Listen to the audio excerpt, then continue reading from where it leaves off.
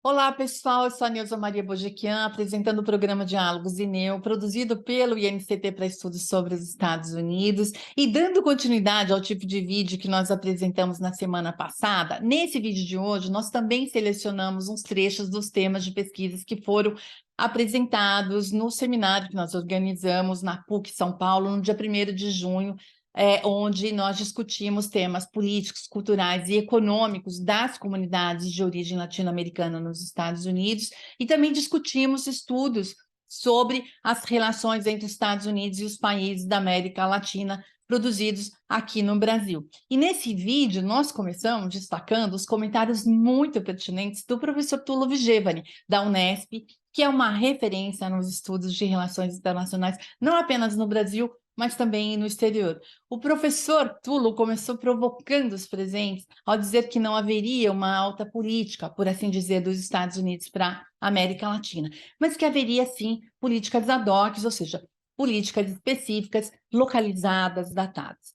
A falta de colaboração mais intensa entre os Estados Unidos e o Brasil, por exemplo, seria, segundo o professor Tulo, decorrência das divergências estruturais existentes. E isso tem a ver com o posicionamento dos países no sistema internacional. E o posicionamento dos Estados Unidos no sistema internacional está ligado à própria percepção de último garante, vamos dizer assim, da ordem internacional. Nesse caso, qualquer país que pretenda se posicionar no sistema internacional de forma destacada e relativamente autônoma, será contrastado pelos Estados Unidos. E isso independe de que país seja. Pode ser a Alemanha, assim como pode ser o Haiti ou uma potência média, como é o Brasil, o tamanho do Brasil, ou, no caso, um outro país qualquer, como a Argentina, enfim. Então, para os países da América Latina, as políticas dos Estados Unidos seriam orientadas pelo propósito da contenção, segundo o professor Tulo. Ou seja, elas seriam dimensionadas para suportar pressões e sobrecargas externas para evitar a ruptura do bloco maciço, ou seja, dessa potência que é os Estados Unidos, vamos dizer assim, que seria esse tipo de bloco. Estamos pensando aqui, né, de forma metafórica.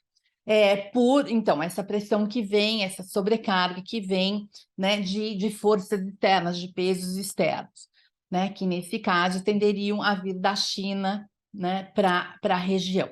A propósito, as relações entre Estados Unidos e América Latina, no contexto da presença da China na região, é o tema apresentado pelo professor Roberto Goulart Menezes, da UNB. O professor Roberto começa fazendo uma breve revisão bibliográfica sobre o caráter dessas relações desde o período da pós-Guerra Fria e quais os temas tendem a figurar na agenda dos Estados Unidos para a região, notando que eles são geralmente os mesmos e aparecem nas cúpulas das Américas, evento que ocorre periodicamente desde 1994. O professor Roberto também nota o caráter ad hoc das políticas dos Estados Unidos para a nossa região, ou seja, vai ao encontro da fala do professor Tulo. E ele nota também o caráter da presença da China, observando que a presença econômica chinesa se concentra em determinados países, como o Brasil, por exemplo, que fica com quase metade do estoque de investimentos chineses na América do Sul. Nós também, nesse vídeo, destacamos alguns trechos das falas das professoras Luísa Mateu e Natália Mello. As duas professoras são da PUC São Paulo e também são nossas colegas aqui no INCT, assim como o professor Roberto e assim como o professor Tulo. A professora Luísa Mateu abordou questões relativas à assistência para o desenvolvimento e à ajuda externa dos Estados Unidos no contexto da presença da China, claro, né? E os impactos para a nossa região sobre esses temas, né, e nesse contexto em que estamos passando. Já a professora Natália Mello falou de think tanks e as suas influências na política externa dos Estados Unidos para a América Latina. Ela citou o National Endowment for Democracy e o Atlas Network, que são duas organizações muito importantes e que acabam, ela nota a presença, a influência dessas organizações na formulação de políticas dos Estados Unidos. Então, vamos ver os principais trechos dessas apresentações reunidos nesse vídeo de hoje, né? No vídeo dessa semana. Muito obrigada pela presença de todos vocês aqui. Vamos seguindo.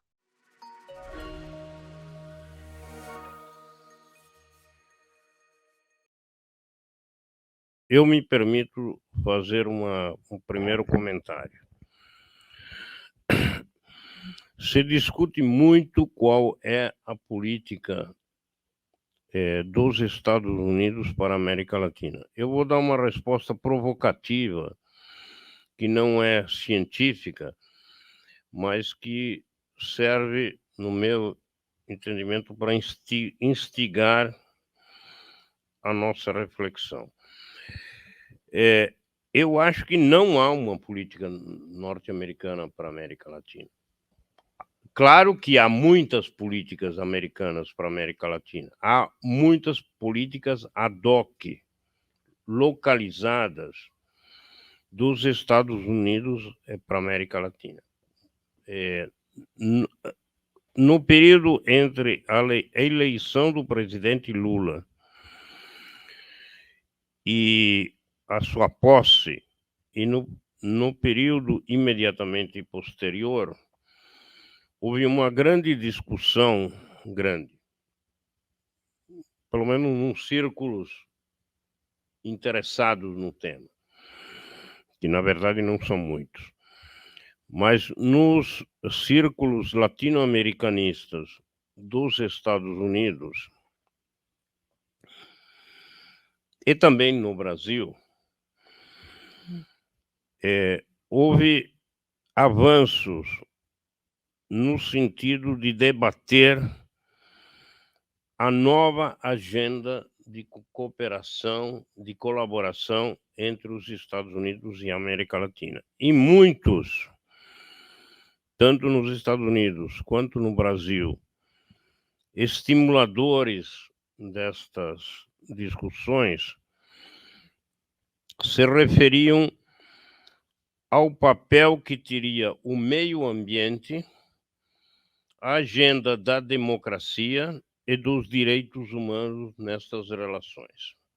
Na verdade, esses temas não são novos, mas foi considerado nos grupos interessados em América Latina e em Brasil em particular, nos Estados Unidos, como temas de interesse para aprofundar estas relações, na crença, na convicção, talvez, de que o novo governo brasileiro, rompendo com o governo anterior,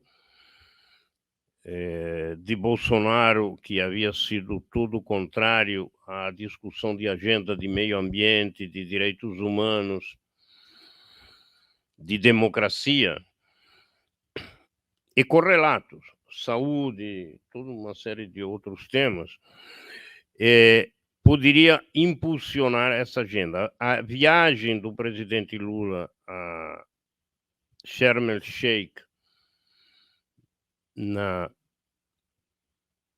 no Egito, para a COP, onde se discutia a questão do meio ambiente, e a própria posição norte-americana, sobretudo de áreas da administração norte-americana, áreas democratas presentes na administração, presentes no Congresso, presentes no think tanks, havia a expectativa de que esta seria uma possível agenda de intensa colaboração. Depois a viagem de Lula a Washington em fevereiro, na minha opinião, apesar de ter sido muito controversa a interpretação dessa viagem, na minha impressão, foi um banho de água fria. Foi um banho de água fria por quê? Porque a expectativa era que se iniciaria um período de colaboração. E, na verdade, foi um sinal de que haveria relações corretas do ponto de vista formal, mas que não haveria uma colaboração mais intensa. A ajuda oferecida pelo presidente Biden na questão ambiental brasileira de 50 milhões de dólares anuais foi considerada, falo isso pelo que eu li na imprensa, não há nenhuma informação privilegiada, foi considerada um banho de água fria. Depois, essa quantia foi aumentada no contexto do programa de proteção da floresta tropical. Agora, qual é a razão dessas dificuldades? Todos aqui somos conhecedores da literatura sobre relações Brasil e Estados Unidos. Acho que todos aqui já escreveram, inclusive, bastante sobre isso, são todos especialistas no tema. Eu acho que temos que falar uma coisa com as palavras adequadas. As relações Brasil e Estados Unidos, e talvez América Latina, mesmo o México, eu acho que o México também se enquadra dentro dessa perspectiva, ainda que os problemas do México nas relações com os Estados Unidos são totalmente diferentes do resto dos países da América Latina e do Brasil em particular, tanto do ponto de vista do México quanto do ponto de vista dos Estados Unidos. Como dizem muitos autores, há duas questões latino-americanas que são problemas internos dos Estados Unidos. Um é o México e o outro é Cuba, pelas razões que já foram discutidas aqui, que não são problemas de política externa dos Estados Unidos, são problemas de política interna dos Estados Unidos, pelas razões que foram bastante bem explicadas, inclusive pela intervenção do professor Luiz Edgardo hoje de manhã. O mesmo vale para Cuba. No caso do Brasil e de alguns países latino-americanos, entendo que haja uma divergência estrutural, que não é conjuntural, não depende de Lula, nem mesmo de Bolsonaro, e nem mesmo de Biden, nem mesmo de Trump. Quer dizer, há um problema de dissociação estrutural, quer dizer, os interesses dos países, ainda que em algum momento, dependendo dos governos, podem ser de grande aproximação, como foram no primeiro momento da administração Bolsonaro, quando estava Trump, mas mesmo assim não completamente. As divergências estruturais se referem a tipo de inserção no sistema internacional. Eu acho que esse é o problema central. Na medida em que haja o que se chama de uma concepção de mundo diferente, que não é uma concepção de mundo apenas relativa aos governos ou aos administradores, presidentes que sejam, mas a ideia de inserção no mundo, a ideia de país, de nação no sistema internacional, provoca esta divergência estrutural entre os países. Portanto, há dificuldades. Quer dizer, no caso, se o Brasil se pretende um país com importância internacional, certamente será contrastado pelos Estados Unidos. Esse é o problema. Isso, e o posicionamento norte-americano no sistema internacional não é um posicionamento circunstancial e conjuntural. É um posicionamento estrutural que está ligado com a própria percepção de responsável de última instância pela ordem internacional. Essa é a questão. vejam que a política norte-americana não se refere a países subdesenvolvidos e pobres como o Brasil ou como os outros países latino-americanos. A percepção norte-americana é assim em relação ao conjunto dos países. A explosão do gasoduto Rússia, Alemanha, como é que chama? Como? Sim, a sabotagem desse oleoduto não foi em relação ao Brasil ou ao Luxemburgo, foi em relação à Alemanha. Quer dizer, um país que teria condições de reagir e, no mínimo, protestar. Mas não. Mesmo no caso da Alemanha, mesmo no caso dos demais países europeus, a ideia, a concepção de inserção no sistema internacional leva-os ao contrário do que poderia parecer lógico, ao aprofundamento da inserção no sistema atlântico. E sistema, como se chama na literatura, sistema atlântico expandido. Atlântico que inclui Coreia, que inclui Japão, que inclui não sei quem. Então, essa questão, no meu entender, é uma questão estrutural. Então, as relações dos Estados Unidos com o Brasil, com a Argentina também, o problema é semelhante no caso da Argentina, são relações de conflitualidade estrutural, mesmo que haja razoável convergência entre as direções, ou entre os governos, entre as direções políticas na direção do Estado no momento. Isso é um problema e, do ponto de vista norte-americano, isso significa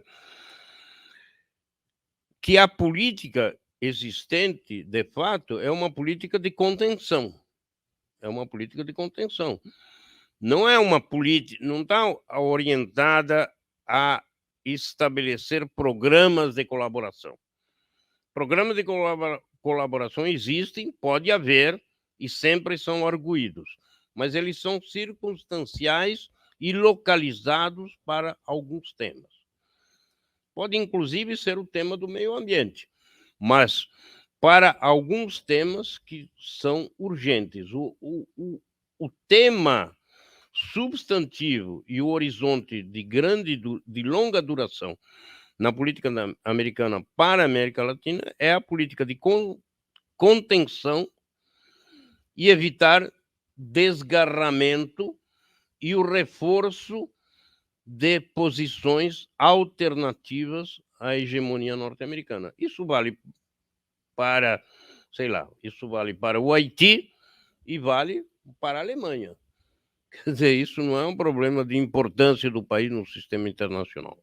Isso é um problema estrutural da política norte-americana. Como o professor Jaime César Coelho disse, o papel do dólar no sistema internacional é um problema assentado, e assentado ao longo do tempo. O dólar já era uma moeda muito importante em 1900.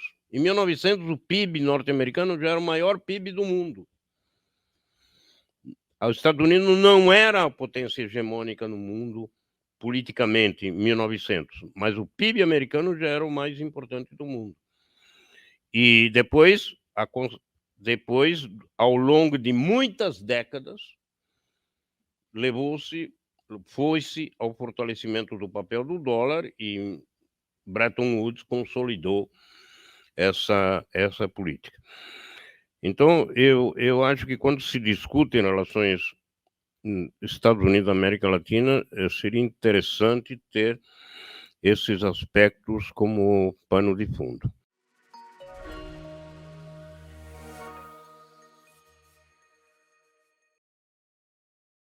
As relações com os Estados Unidos e América Latina, no pós-Guerra Fria, sobretudo, na literatura, em geral, aparece, né, para alguns autores e autoras como irrelevante. A ideia de que a América Latina não teria tanta importância assim na agenda externa dos Estados Unidos e que, portanto, a região também, isso se deve a, segundo alguns autores e autoras, a perda, né, da própria importância econômica, né, da região, do peso diplomático da região, enfim, nessa agenda pós-Guerra Fria, né? Eu não estou de acordo, claro, com essa primeira abordagem. Uma segunda abordagem, em trabalhos, por exemplo, do Robert Russell, do Anton Katian, eles já ponderam um pouco mais de que a região, sim, é importante para os Estados Unidos, mas ela não é uma prioridade, né? Então faz essa diferenciação. E um terceiro ponto é que nas relações da América Latina com os Estados Unidos, e em especial, é claro, de países como o Brasil, não apenas, mas em especial os Estados Unidos, ele tende, né, em alguns momentos do pós-Guerra Fria, a dar uma ênfase maior na autonomia, né, na autonomia das suas políticas externas frente aos Estados Unidos, né?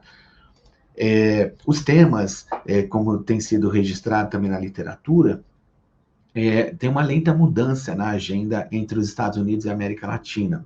Então, desde a primeira Cúpula das Américas, em dezembro de 1994, então ano que vem completa já 3 décadas, né, de Cúpulas das Américas, em que os Estados Unidos, na primeira cúpula, em 1994, apresentou, enfim, uma visão da região muito atrasada em relação aos temas. Então, temas que, inclusive, irritaram alguns, né, para não dizer todos, mas boa parte dos que presidentes, chefes de estados, enfim, de governo, que participaram da reunião. E o tema, sem dúvida alguma, nessa agenda, na relação entre os Estados Unidos e a América Latina, o tema da segurança é um tema quase permanente, né? Embora não seja a minha especialidade, mas a gente, né, detecta na literatura que os Estados Unidos, mais recentemente, foi tocado de manhã também na primeira mesa, a relação, né, que os Estados Unidos têm em securitizar, né, como ocorreu no governo Trump, a questão da imigração. E a importância que tem a presença dos hispânicos, né, e latinos, como foi bem explicado de manhã, na economia dos Estados Unidos, sobretudo, é claro, no mercado de trabalho. O segundo tema também, que é um tema permanente, é a questão do comércio e dos investimentos, e mais recentemente vem estreitando a relação com o tema das mudanças climáticas e começa a aparecer também, como nós vimos no próprio título da Cúpula das Américas, o tema das desigualdades, né? E o tema da democracia sempre foi um tema que trabalhado, de certa forma, de maneira mais dilatada, né? Mais recentemente ganha importância por conta dos acontecimentos, né? Ganha importância numa nova chave por conta dos acontecimentos, né, de 6 de janeiro de 2021 nos Estados Unidos, mais recentemente também em janeiro, né, desse ano, uma tentativa de golpe de Estado no Brasil, e nós estamos vendo que o panorama, né, a região, ela tem, digamos assim, uma instabilidade acumulada, né, ou seja, nós temos um conjunto, né, de questões na América Latina que aumentam a instabilidade na região, infelizmente. E nesses temas, né, quando a gente olha os Estados Unidos, né, aquele do pós, né, Guerra Fria, imediato pós-Guerra Fria, e nos anos mais recentes, como esses dados, né, do PIB global em 2022, nós temos aí que os Estados Unidos com 25 trilhões de dólares e a China já com 20 trilhões de dólares, né? Vale lembrar que em 2008, quando o Brasil participa, né, enfim, ativamente da criação dos BRICS, o PIB do Brasil era cerca de 1,5, 1,6 e o da China era 1,9. Ou seja, em um pouco mais de 10 anos, a China multiplicou por 10, né, o seu PIB. Então, portanto, já abre aí também um espaço, enfim, uma distância muito grande em relação aos demais membros dos BRICS, né? Mais recentemente também, nós temos na política externa, né, do governo Biden, em especial a sua política comercial e econômica, o governo dos Estados Unidos, ele vem, enfim, nós sabemos, travando aí, né, uma disputa, dando sequência até em partes da disputa que o Trump apresentou, né, no seu mandato, entre 2017 e 2021, na hostilidade em relação à China, né? E os Estados Unidos, né, como mostra essa matéria recente do Valor Econômico, os Estados Unidos e seus aliados tentando buscar reduzir laços econômicos com a China, né? E lá em cima está, o desafio é limitar a relação, mas preservando o comércio e investimento, ou seja, dois quesitos em que a China se torna indispensável. Mas, ao mesmo tempo, eles seguem, né, sobretudo os Estados Unidos, uma estratégia de como, enfim, tentar neutralizar mais a China, sobretudo na Ásia-Pacífico, mas também na nossa região, na América Latina, né? O fato é que a China, né, que é um dos temas que tem ganhado cada vez mais, né, enfim, presença na literatura acerca das relações, né, da América Latina com os Estados Unidos, numa certa triangulação. Então, como que a América Latina se apresenta diante das grandes potências, no caso dos Estados Unidos em especial, e a China, e como que a China, ao mesmo tempo, também vem implicando, enfim, ampliando, melhor dizendo, a sua presença, tanto no comércio e investimentos na região, que foi tema de um dos artigos que eu mostrei no início, né, da minha apresentação, publicado na Revista de Economia Política, onde analisamos, eu e o colega Milton Bragatti, um conjunto de indicadores com foco, sobretudo, né, no comércio e investimento da China na região. E os dados, né, aqui apenas para ilustrar, mostra, né, como está aí, né, a China avança na vizinhança. Então, nós sabemos, né, que a China avança mais na venda à vizinhança brasileira e, portanto, a China vai se tornando, né, na última década, ou melhor, vem se tornando ou a primeira parceiro comercial de vários países da região ou o segundo parceiro comercial. Então, quando olhamos, né, sobre esse prisma, a gente vê que os Estados Unidos, ele busca também, enfim, estreitar mais a sua relação com os países da região, mas o fato é que nenhum grande projeto, nenhuma grande política foi apresentada para a América Latina. Então, fica naquele segundo ponto, na questão entre é importante, mas não a prioridade. Ok. Mais recentemente, vem ganhando importância, como nós sabemos, a dimensão subregional, né? Então, é um conjunto de reportagens, matérias, já aparecem textos, artigos, mostrando como que, né, as cadeias globais de valor vêm sendo redimensionadas e o México, né, tem sido um dos países beneficiados com essa nova dinâmica, né, dos investimentos. Aí nós vemos que dos 18 bilhões de dólares, né, que o México conseguiu no primeiro trimestre desse ano, um terço dele, né, teve origem nos Estados Unidos.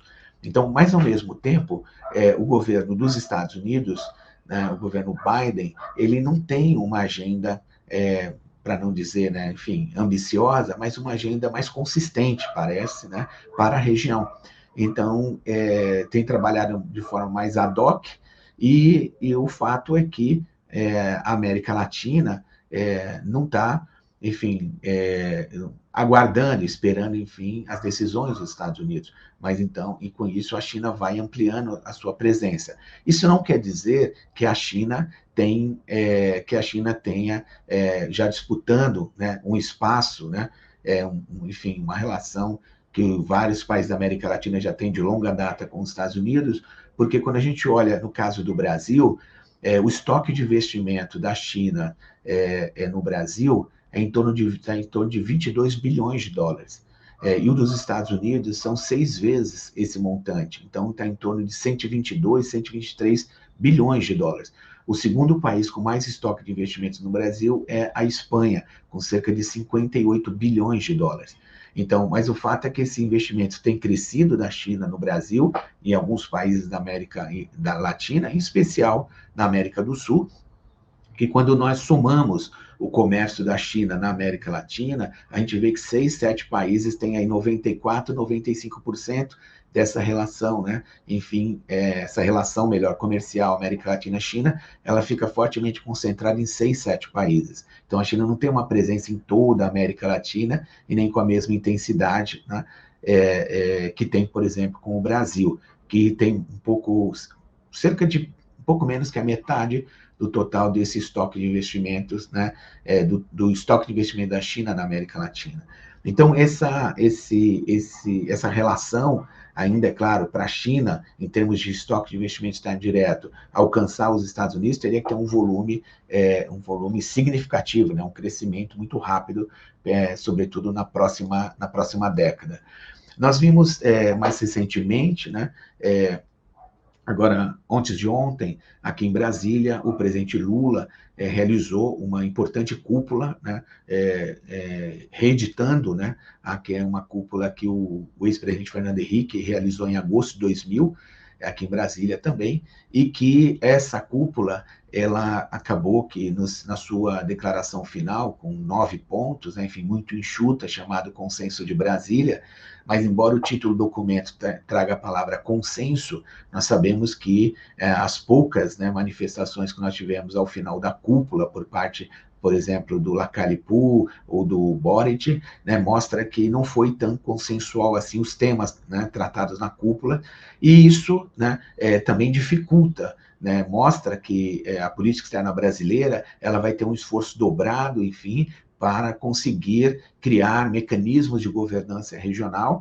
e, é claro, de olho nos Estados Unidos. Então, se a nona cúpula, em junho do ano passado, ela, enfim, não apresentou resultados significativos, essa cúpula do Brasil, ela lá, né, convocada pelos Estados Unidos, né, e aqui a cúpula, né, convocada pela diplomacia, né, enfim, do presidente Lula, buscou, é claro, sentir o terreno, né, ou seja, digamos assim, ela procurou sentir qual é o clima, enfim, mais próximo, enfim, dos seus colegas aqui na América do Sul, mas nós sabemos que crises, enfim, que a região enfrenta também incidiu, enfim, aí no diálogo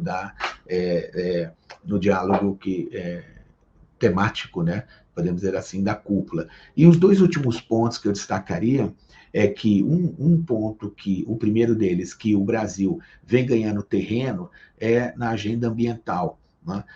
E essa agenda ambiental é o que parece estar ancorando um dos eixos da reconstrução da política externa brasileira e que tem forte interesse, também ecoa fortemente nos Estados Unidos. Nós vimos o presidente Biden anunciou, né, recentemente um aporte para o Fundo Amazônia num período de 5 anos de $500 bilhão, né?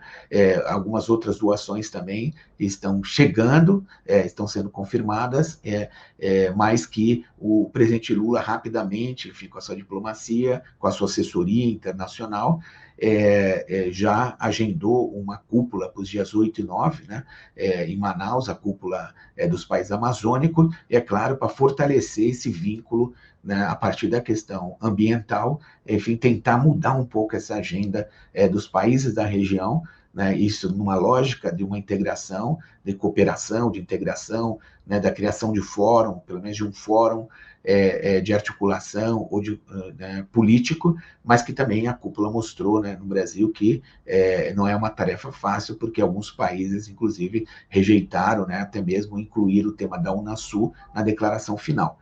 Então, o ponto é que essa agenda que nós temos entre os Estados Unidos e a América Latina nos estudos, ela tem sido renovada, sobretudo por parte, né, das pesquisas, enfim, da articulação de universidades na América Latina, com a Universidade dos Estados Unidos também, não apenas, mas que, do ponto de vista das políticas externas mais estritamente, a gente vê que pouco ou nada de novo, digamos assim, a gestão Biden apresentou, e não preciso também nem recuar muito, né, para o governo Trump, no qual também tivemos aí uma relação difícil, né, num dado momento com o governo Trump, e depois um governo que, enfim, dedicou pouco ou nenhum espaço às questões da América Latina, haja visto que praticamente visitou quase, para não dizer, pouquíssimos países na região.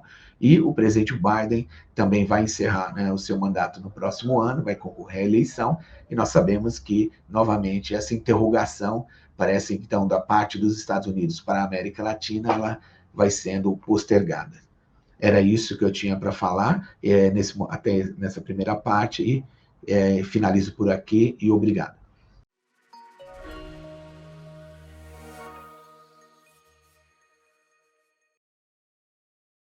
Desde o doutorado eu tenho olhado particularmente para uma dinâmica que é importante para a política externa dos Estados Unidos e também para a política interamericana, por assim dizer, né, para os impactos para a nossa região, que é a assistência externa, né, assistência para o desenvolvimento e ajuda externa dos Estados Unidos. Eu acho que a fala do Roberto, né, quando enfatizou, né, que a América Latina ela é importante, mas não necessariamente prioritária, essa máxima ou essa linha de interpretação vale também quando a gente olha para a ajuda externa dos Estados Unidos, né? A América Latina não é necessariamente a região que mais recebe recursos em ajuda internacional dos Estados Unidos, mas a gente, enfim, tem olhado com cuidado para a maneira como os Estados Unidos direcionam ali esses, né, entre 15% e 20% do conjunto da sua cooperação para a região latino-americana, dentro de uma chave interpretativa de que, junto com os recursos, vem também agendas importantes, né, de reestruturação e organização da política, da sociedade, da economia, né, e das próprias relações interamericanas, sobretudo para alguns enfoques regionais particularmente, né?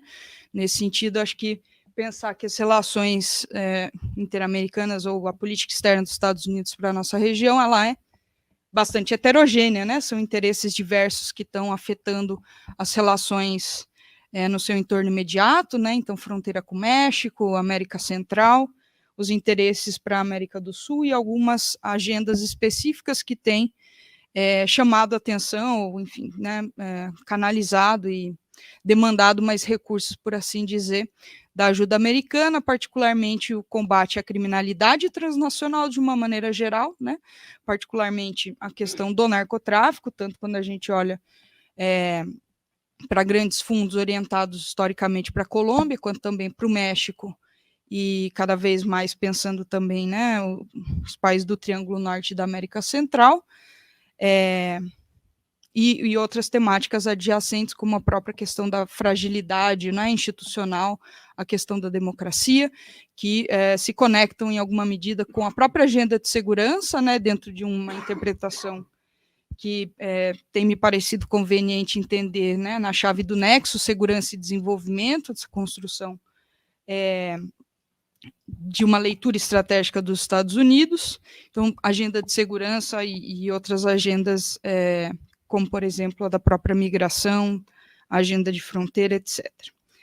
E assim como a ênfase trazida pelo Roberto na fala anterior, também tem aparecido, e acho que essa é uma dinâmica que cada vez mais passa a povoar, né, a leitura estratégica do engajamento dos Estados Unidos para a região, através da ajuda externa, a presença da China, né? A presença da China que vem crescendo não só nas frentes de comércio, investimento, empréstimos, né? Mas também no que a gente pode chamar de ajuda externa chinesa, que engloba tudo isso e mais um pouco, né? Uma abordagem um pouco distinta no que concerne à própria conceituação, né, da cooperação chinesa, e que vem sido sedimentada, entre outras coisas, pela própria assinatura, né, de memorandos de entendimento no âmbito da Belt and Road, e o olhar dos Estados Unidos para esse processo, claramente colocado em discursos governamentais, nos próprios documentos estratégicos dos Estados Unidos, de que há uma necessidade, enfim, sobretudo agora na gestão Biden, né, eu acho que a gestão Trump significou um pouco um certo hiato, vamos dizer assim, né, nessa interpretação clássica do lugar que a ajuda externa vai ter na política dos Estados Unidos, na política internacional, né, dos Estados Unidos. Então, vão entender a necessidade de ressignificar e trazer nova importância e novos aportes para a ajuda externa, no sentido também, né, de fazer uma contrapartida, vamos dizer assim, ainda que de maneira um pouco tentativa ou insuficiente, né? Eu acho que as respostas, por hora, assinaladas pelos Estados Unidos, não têm sido economicamente, em termos de pacotes, etc., muito significativas, exato, né? São promessas, né, e rebrandings, né, de tempos em tempos o governo vem trazendo novas chaves, né, novos nomes para os pacotes, mas que não trazem recursos suficientes, né, sequer para fazer frente a essa ofensiva, enfim, essa presença mais significativa da China na região. Então, a resposta americana acho que vem muito no sentido de tentar interpretar a ajuda chinesa, né, como uma ajuda endividadora, né, uma armadilha, e apostar nas chaves clássicas, né, de vinculação a condicionalidades e boa governança associadas a uma ajuda externa responsável, digamos assim. Essa vem sendo a tônica, né, assinalada e sublinhada pela gestão americana nesse tocante.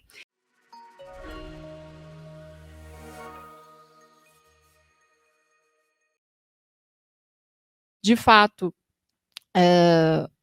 você tem, né, para citar alguns atores, né, atuais, você tem, por exemplo, o National Endowment for Democracy, né, um investimento contra vários governos progressistas na América Latina, bastante significativo, né, Equador, Bolívia, até mesmo o caso brasileiro, né, você tem um investimento bastante amplo na última década, o caso do Equador mais conhecido, né, mas você tem alguns casos um pouco menos estudados, né, ou realmente não estudados, como o caso brasileiro, né, em torno de qual o volume de investimento, quais foram os atores que foram financiados, quais eram os temas que eram abordados, né, de fato, e que nos permite olhar novas questões que talvez redimensionem a importância que tem ou que teve a América Latina atualmente para os Estados Unidos, né?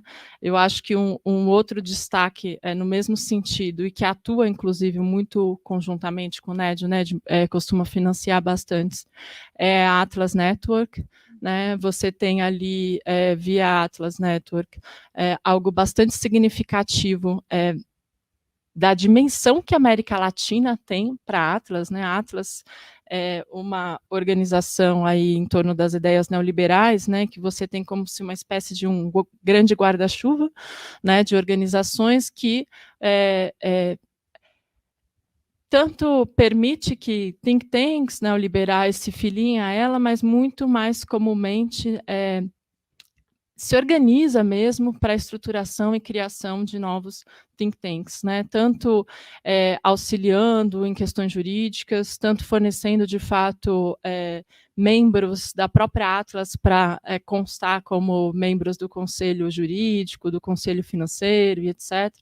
Né? E você tem aí treinamentos que são feitos conjuntamente dos líderes nos diversos países.